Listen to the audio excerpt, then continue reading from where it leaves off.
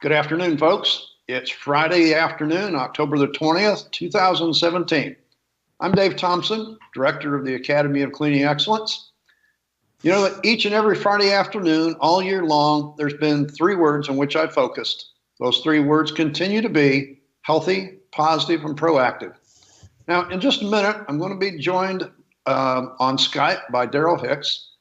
And you've heard him before, but today he wants to talk about taking care of the surfaces that we build and buy.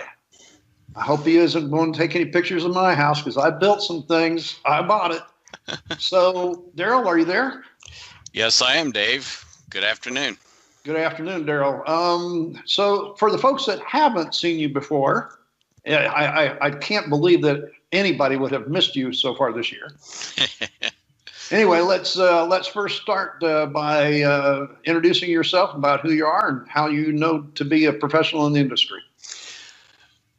Well, thank you, Dave, for the opportunity. But sure, I've had 34 years of managing departments in hospitals, and those departments were the environmental services or housekeeping departments. I had laundry. I had a lot of the service departments, and retired from that after I had written a little book called Infection Prevention for Dummies that you can get on my website at darrelhicks.com. And that little book talks about the importance of proper cleaning and disinfection. So I've since I retired, I'm doing speaking and consulting, and I love what I do, and I am a subject matter expert when it comes to cleaning and disinfection. So today I just want to talk about those surfaces that we have to maintain, whether they be in a hospital, school, or a restaurant, wherever it is, that people put a lot of money into finishes and different designs, and sometimes those design people have never had to clean anything. So I think that's where the big disconnect, the big gap is that many times what looks aesthetically pleasing is not always the easiest to maintain and keep it clean and sanitary. So I'm glad to share some of that knowledge today. Well, I think we've talked many years, Darrel. You know, the thing about it is that if the people that actually built the buildings had to do our job, then they might build things a little differently. You know, and I think it's interesting how us in this industry, we're always the one that has to react to what other people are doing. And then they want to know why we can't do it real quickly because we haven't been schooled on what's coming up. So I think what you're going to talk about today is, I think, first of all, identifying what it is that really gives us the big heartburn. I mean, there's some big things that just, I mean, you just mention it and everybody in the industry cringes. Exactly. And that's this very first one is grouted ceramic tiles. And you know, I finally got smart enough and had the ability to spec certain things whenever remodel or whenever new construction was happening. But here you see a picture of grouted tile that someone has put the white grout and white tile, and then they wonder why it looks like the picture on the left, you know, after a while.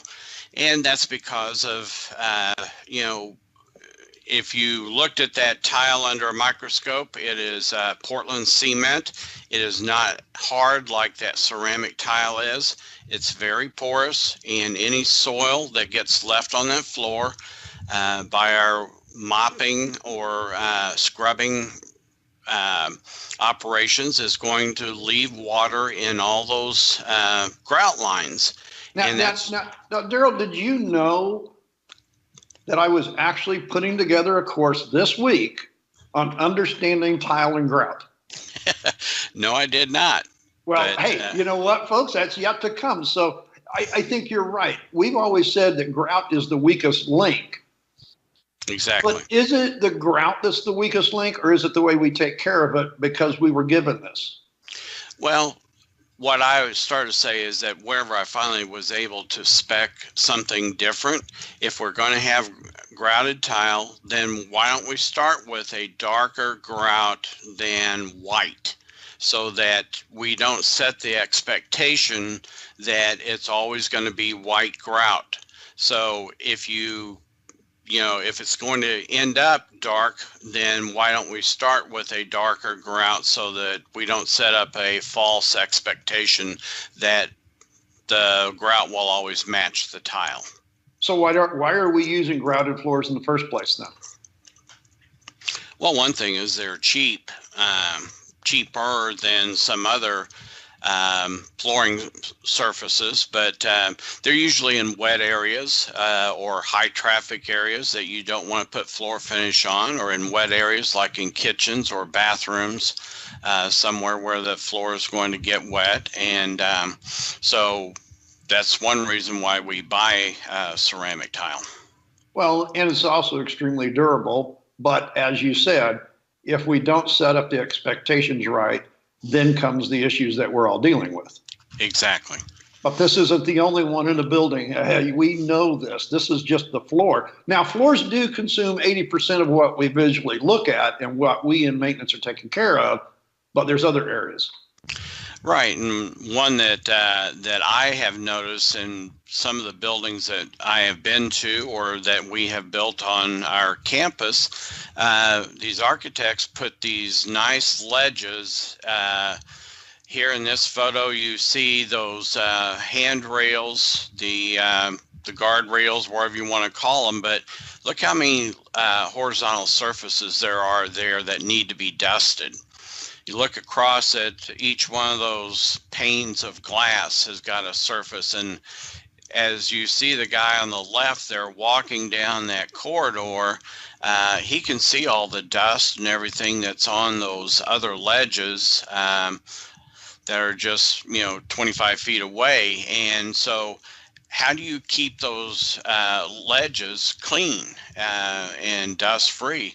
You're going to have to spend time on every one of those horizontal ledges that you see in this picture. Well, and we've always said these are all those dust collection places.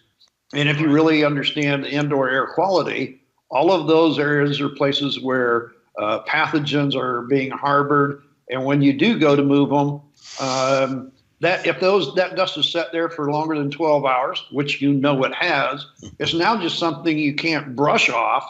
You've actually got to physically wipe on it, because now it's not just dust. It's kind of even went solid on us. Right, and I know there in Florida where you have higher humidity a great deal of the year, then that humidity mixes with that dust, and like you said, becomes some sort of a paste or glue. But another one of my pet peeves was baseboards on VCT.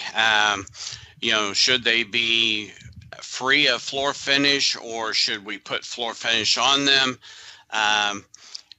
You see in this photo that these baseboards or cove base really do take a beating, and so this opens up a gap between the vertical wall and the horizontal floor, and that's the purpose of baseboards, is to seal off that gap between where the wall and the floor meet. Because if you take that baseboard off, you'll see that there is a gap there that water will run under. Stripper, this is on VCT. So I don't know about you, Dave, but I was a proponent of no finish on baseboards. But when they're as old and crummy looking as these are, you can put one coat on there, because what I've seen is whenever guys would lay their floor finish, they would just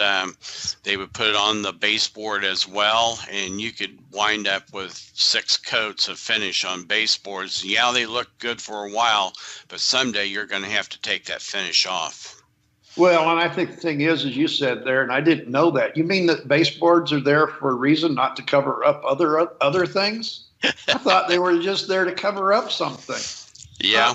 But you are right. And the thing is, when you see these kind of baseboards, these haven't been taken care of. And so what does this do? This gives people the perception that we're not taking care of things. Right. And here again, just like you were talking on the tile and grout, we set up an expectation, and now how are we supposed to handle it? Now, I'm not a proponent of finish on the baseboard. I am a proponent of you clean it off and keep it off. And we now have ways to apply floor finish now where we don't get it on the baseboard. But you have to correct the issue to start with. That's true. Right. And if you have a fresh floor with fresh baseboards, then that is one thing. But when they're this old, unless you replace them and start fresh, then you're going to have to deal with the problem on a continual basis. But next one is that carpet that shows dirt. And you see in this photo, you've got a light colored carpet, and you're just setting up. Again, the expectation is that carpet is always going to look like an off-white color. And I've seen this off-white color in hospital lobbies. And it's like, someone, may have it in their home and they don't have kids or pets, but wherever you got public coming in and out buildings, then you don't need light colored carpet. So this carpet is going to show every spot, stain and soil. So why start there? If you're going to start with carpet, then going back to my grout story is, why don't you, we had one area where it was a waiting room for families, and it was in the intensive care unit, and there was a coffee machine there, and we were constantly trying to clean up coffee spills and stains. When we replaced the carpet, guess what color we chose? Coffee Brown. Color. If it's going to go there anyway, then you might as well start there, so that and it was a coffee color. And but the thing is there's two sides to that coin. But whenever I saw your picture, the first thing I thought of was a dormitory, the lounge area, the dormitory, because of all the sofa and the velour and everything. And I thought, why in the world would you put a light colored carpet in a frat house? It just doesn't work. But this is the thing is that's what they want. They want this nice homey feeling, the Right. engineers and the interior designers. But to keep that nice homey feeling, well, I don't know. Maybe the holy feeling is it's got all of that dirt and stuff on it. Maybe that's the way it should be at home. But that's not what we're going to do in a commercial atmosphere. We want to keep it sanitary. So the thing is the carpet the right thing to have in that kind of a facility anyway? Just because you've made it coffee color doesn't mean the coffee and the problem wasn't there. Yeah, but where you're going to have coffee spills, and you're going to be constantly sending someone up there to mop up the floor, so someone's going to slip and fall on that coffee spill. So you have to maintain a safe floor for pedestrians to walk on. And so that's the whole thing is it's not always as easy as just take all of one thing away and not have the carpet. It is a complex situation because there's more than one thing to consider when we talk about this, right? Right. And the next thing that I've got there is these chair legs that start off with a rubber tip to protect the floor. This one, you see one, I call them crutch tips, is on one leg, and the other leg, it's missing, and you see the damage that's already started to that floor surface. But I've seen this in all kinds of furniture, all the way up to couches, where if you turn the couch over and you look at how those protective feet are attached to the wood, or in this case metal, what we found out is that if that foot that is supposed to protect the floor comes off, we had one couch that had a nail that wherever the foot fell off, there was a nail, a tack. Because the plastic glide was attached with a nail onto it. The plastic broke off and now the nail's scratching. Right. And people don't even realize it. They don't think about these things. Right. So if you have an opportunity to look at furniture before you buy it, then take that cap off and see what it's going to be like whenever that leg loses that protective cap. Yeah, I think the thing is that you're talking about is, the floor is an investment that we paid for. Oh yeah. It's not just keeping the appearance up; it's also keeping and maintaining that investment that was made. Because the capital investment. Right, because sometimes that capital investment, like these floors, it's not like I can just pick up a little piece and take it out and put another one in some of these cases. We had nurses actually moving couches from one patient room to the next because the room was empty and the other patient had someone that wanted to stay the night. So they dragged a couch out of the room and down the hall and with a nail exposed. And, we had wood appearance vinyl, sheet vinyl floors. And you talk about a gouge all the way across the floor. And so, it happens all the time, and people just aren't aware of, the damage that, it costs several $1,000s to redo the patient room floor that was so severely damaged that it couldn't be repaired. Are you through identifying pain yet? Nope. Still got these walls, and you talk about the floors being a huge portion of what we have to maintain. Walls are less maintained, but I've seen waiting room areas where chairs are lined up around the room, and patients sitting there waiting for to see the doctor or to be treated in an emergency room, and I called it the hairline because all the way around the wall was greasy hair or whatever that was on these walls, and they weren't scrubbable. It was a flat paint, and so the walls had to be painted because they were impossible to clean. They weren't scrubbable, so we have to again, if we spec what we need in order to maintain these surfaces, that they always look good, is that we have to have a surface that is scrubbable, cleanable, and flat paint is. I know why maintenance departments love them, because it's easy to repair, but there is another solution. And the same thing happens with wall coverings, whether it's painted walls or wall coverings, it's the same problem of not being able to scrub them.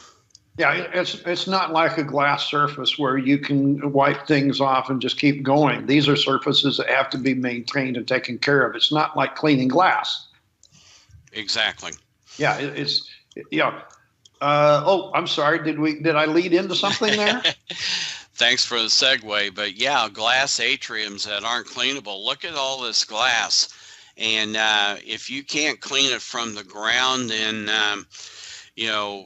one of the atriums that we had there at the hospital had been built back in the 70s, and it was glass, and they failed to put a rail around the top that the glass cleaning company could hook onto and drop a bucket or seat. And so we had to get a scissor lift in there to reach all that glass. So those are things that they would give you heartburn. Go ahead, Dave. I know that there's a lot of advances in window cleaning, and we do have now the lightweight telescopic poles that have come out. But even at that, these aren't always usable in all of these situations. And so I think your glass atrium here that you bring up, Darrell, is a good point on both points. One is the dust that settles on all of those surfaces, and also how do we clean them? So we've got to think through on these things before we just go and build all this stuff.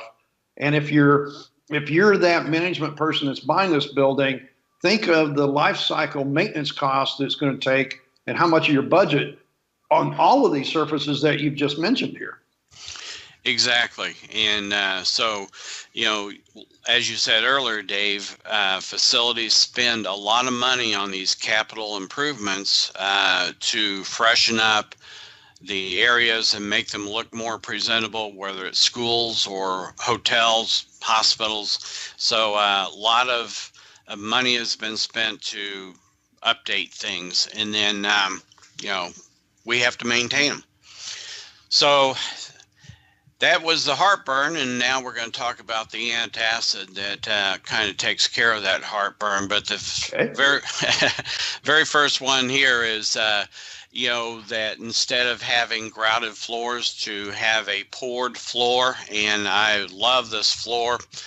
And Dave called it the penny floor, and that's what it looks like, is wet pennies. But this is a resin pourable floor, and so you've got no grout lines, you've got very little maintenance. Yeah, it costs a lot to install it, but you know, the maintenance of this floor is going to be much simpler. You're not going to be stripping and refinishing. Just take care of it on a daily basis, and probably, I don't know, Dave, do you ever have to recoat a floor like this? Well, it really depends. Epoxy floors are a little bit different, but I think that, you know, what your message here is that it's a poured floor. Right. No seams, no real edges to speak of. We're not constantly using heavy equipment on it like you would a VCT floor. So I think like your cove base and all of this, you know, all of these things. So I think when you said life cycle of the floor in the facility, you've got to think just further than that investment of what it was. And I think you said this was expensive, but is it expensive when you look at the life cycle of that floor? I mean, that floor like that's going to be there for decades, not just 5 years. And I've had, you know, my boss or others ask me, so if we get all these maintenance-free sorts of finishes, then does that mean I can save labor and lay somebody off? And I said, no, it just means that we can do what we have to do on the other things that haven't been improved, so that we can maintain them in a clean and, you know, pleasant appearance. Now, I think the thing you said, though, is that these really aren't maintenance-free floors. Right. They may have no finish, whichever one you may be talking about, and they may be less, but you know, there is no such thing as a no maintenance floor unless it's not being used, and that's not what we're talking about.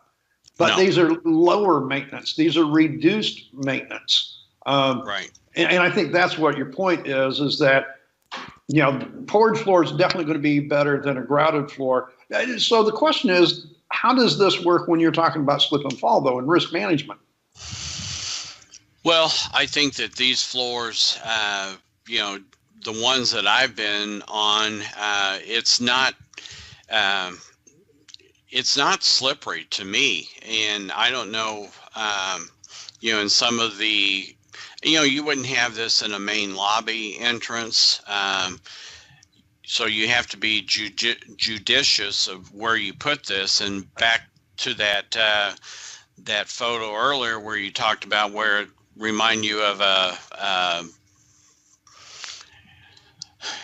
where did you say the carpet remind you of in a sorority house? So, yeah, frat house, yeah.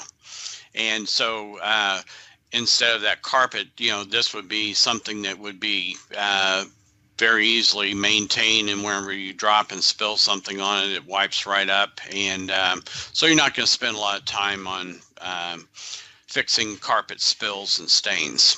Well, and I think that's the whole thing is that there's not just one answer here. So exactly. when you do look at the epoxy floors or the sheet floors, you know, you have to be understanding of what they are and what you're talking about as far as an investment and the maintenance that go along with it. Exactly. So there's other things that can be an anti-acid. I like your heartburn anti-acid, by the way. I never thought about it this way, but I like your idea here. Well, I talked earlier about those horizontal ledges. You know, if you can eliminate those in the design, instead of if we had that picture up, that we had before of all those horizontal ledges, if you could put a bevel on those ledges, or if you put some sort of an overhang over that ledge so that dust wouldn't necessarily settle on it so well. But, one of the things that we had was in the locker rooms, the nurses' locker rooms, they would throw their shoes up on top, and, how do we ever clean the tops of those lockers? So I had maintenance go through and put a 45-degree slant, from the top of the locker to the wall. And so you couldn't put your shoes up there. And so using that same scheme, you can add that to other ledges so that dust or other things don't collect on that horizontal surface. So I think what you're saying is we're seeing that people are starting to understand some of these things. Maybe a little late for some of us, but still we're understanding that there are alternatives.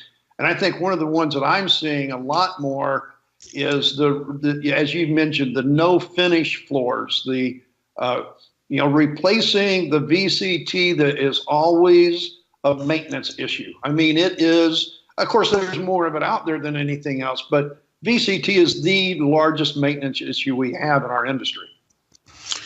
Yeah, and so when we had an emergency room that is a 24/7 operation, there is no downtime. Right. And so that we replaced the VCT there with a no wax, wood appearance floor that was easier to maintain. You could go in and scrub it and mop it, and you're done. And so there weren't those strange odors of strippers and floor finish that, always made people ill and have people walking through stripper. We've had doctors fall in stripper, and even after we warned them that it was slippery, they don't care. They are going where they're going, and you're not going to stop them, and then they fall, and then they want to yell at you. But anyway, these no wax floors, here we have this luxury plank floor. There's luxury tile floors, ceramic. So these are much better solutions that are going to save money in the long run, that life cycle cost that we talked about.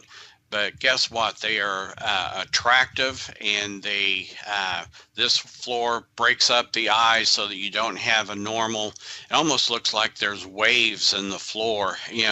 That there's peaks and valleys. I'll tell you what. They have gotten this. This is called luxury vinyl plank or luxury vinyl tiles. Now, we didn't show you a picture of the tiles, folks, but they actually now have this vinyl. And they come in either planks like this that you showed, Darrell, here, or they come in tiles. So it looks just like ceramic tile with grout, but it's not. It's all vinyl. And so it's low maintenance because we're not putting a finish on there. But the thing is that everybody's starting to find out, because this is becoming very, very popular, especially in healthcare, is that those floor glides, those floor protection things are even more important than what we had before. And so I think we're going to talk about that, but I just want to mention here that if you're putting in this vinyl floor, protection is absolutely imperative. Just like you said on that couch that gouged it. Yeah. Anyway, just had to put in my piece there, Darrell. Go ahead. No, those are all good points. One is the chairs that we talked about, or the furniture that is here, is it's imperative that we I would even say, unless you know how that foot is attached, then we should be looking to replace it before it even gets installed in the room. But here is a stackable, we call these sled chairs because the runners look like sled runners, but here is a protective cap that you put on there, and it will protect the floor and last a long time. But they scoot on the floor easier, and they protect your investment. Well, on these luxury vinyl floors, there's only about 3 to 5 millimeters of protective coating, and it's supposed to last anywhere from 3 to 5 years. But if we don't take and put these covers on there, it's just going to eat that off, and now your investment is, and now where's your maintenance went? So I think you bring up some very good points here. But this isn't the only type of floor you're talking about, because I know you like your carpet too. Yeah, and that ugly carpet that we saw in the sorority or frat house, you know, if you go to convention centers, hotels, they're using these geometric sort of shapes, and you know, that breaks up your eye, that you don't see this continual pattern, you know, all the way down the corridor. But here we have modular. I don't think these are modular. I think these are it's just a broadloom carpet with pattern in it, but right. You can get this looking modular as well too. I think so. And the idea there is that here in our home we have you know, a lot of carpet, but what I say is carpet uglies out before it wears out. And you know, so dirty carpet, stains, spots make you want to replace the whole carpet when only 15% of it needs to be replaced. And that's what modular tiles do, is allow you to replace the 15% and not 100%. So if we'd have modular carpet in that frat house or in that waiting area where the coffee was, I could pull up the pieces as they became too badly soiled or stained, and I could put them back. And I think this is what a lot of the commercial industry is realizing. Yeah, exactly. And next here we have, you know, we talked about the flat paint earlier. Here we have the difference between a flat and an eggshell.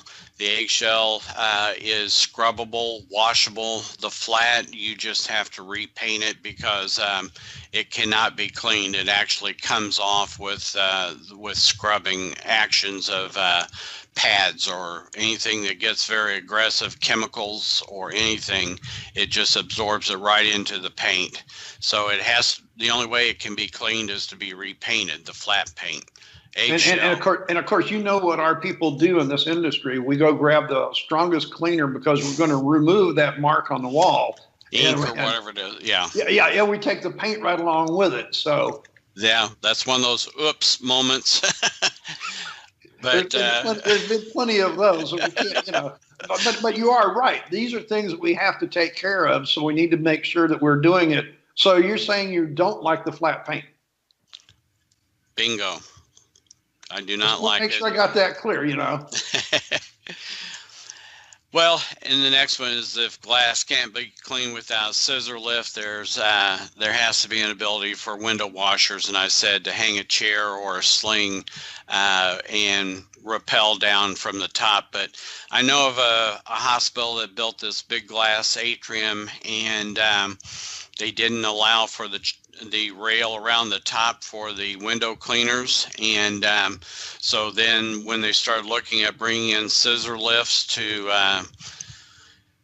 wash the windows, they found out that right underneath that atrium was the cafeteria, and you could not put a heavy scissor lift on that floor without crashing down into the cafeteria. Oh. So that was one of those moments of buyer's remorse. And so they had to come in, retrofit a chair or a rail around the top of the atrium. And then the window cleaners got to have an access panel to get up there to it. So anyway, these are problems that architects and what I call inferior designers present us with. And we have to, as Dave said earlier, deal with it. And so my advice to you is get involved, make your opinions known, and rather than just say we don't like this, then to present an alternative. Don't bring me a problem, bring me solutions. And I think we've given you some solutions here today. Well, I think what you're talking about, Darrell, is get involved with these situations before the remodeling happens. if you're part of the team and you're part of the management, go to them and talk to them about maybe some of the problems that exist today so they don't redo those in another addition or another building. Or if they're looking to buy another building, maintenance department has a lot to do with it. We have a large part to do with the expenditures in a building. And you're talking about like in the chair rail thing, if they would have consulted that engineer, those facility maintenance engineers first, they wouldn't have had that problem. Exactly. And what I like to say is if you can't build it or if you can't clean it and maintain it, then don't buy it. I guess that's the end of our show for today. I can't add to that one, Darrell. Thank you very much for being on the show with me again. I'm going to close this out, folks, by saying, you know what? We have all kinds of professional development education here at the Academy. We have 5 locations: Atlanta, Tampa, Lakeland, Kissimmee, and right here in Orlando. You can go to our Academy of Cleaning website. It's new this year. We're adding a lot of things to it, but for 2018, there's going to be some new things, so keep checking that. We all have our social media pages: LinkedIn, Facebook, Twitter. Like and share all of those pages. Keep up with me. We're adding a lot of new things. I'm not going to really talk too much more about it today because we're getting ready to close out our season for this year. So I think next Friday will be my last show for this year, and I'll talk to you about that then. So until next Friday afternoon, live right here, 1 p.m. from Orlando, I'm Dave Thompson. Keep changing your future. Keep those changes healthy, positive, and proactive. And remember my mantra: I am a janitor and I save lives. Thanks for watching.